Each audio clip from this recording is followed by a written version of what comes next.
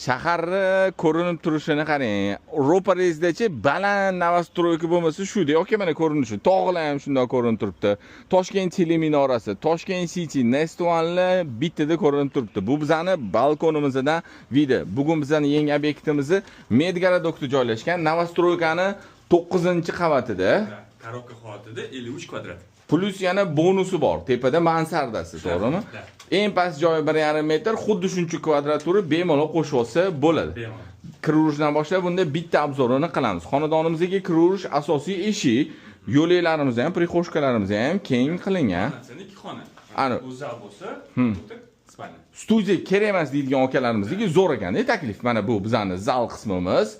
Shundoq yonida bu yerda yotoqxonamiz joylashgan, spalnamiz qilingan, oynalari bor, полноценный. Bu yerda bizning общий sanuzyulimiz va shundoq yonida bo'lsa bu oshxona qismimiz. Bitta kuxonniy garnitur qilinsa, xullas yosh oilaga-da idealniy. Tepani nima qilsa bo'ladi? Ofis, kinoteatr xullas qilib qo'ysa bo'ladi. Bu bizning balkon qismimiz. Balkondan manzarani videoni boshida ko'rdingiz. Juda chiroyli. O'sha gap, agar ro'parada baland bino bo'lmasa zo'r deb mana shunaqa ochiq, ya'ni bugun havo toza bo'lib turganda xullas shahardagi hamma zdaniylar ko'rinib turibdi. Shirin joyini inson. Narxi 55 ming startovoy, kelishtirgan joy bor. O'tib beriladi, to'g'rimi? 55 ming, ozgina o'tib beriladi. Keling, ko'ring, domni ko'ring.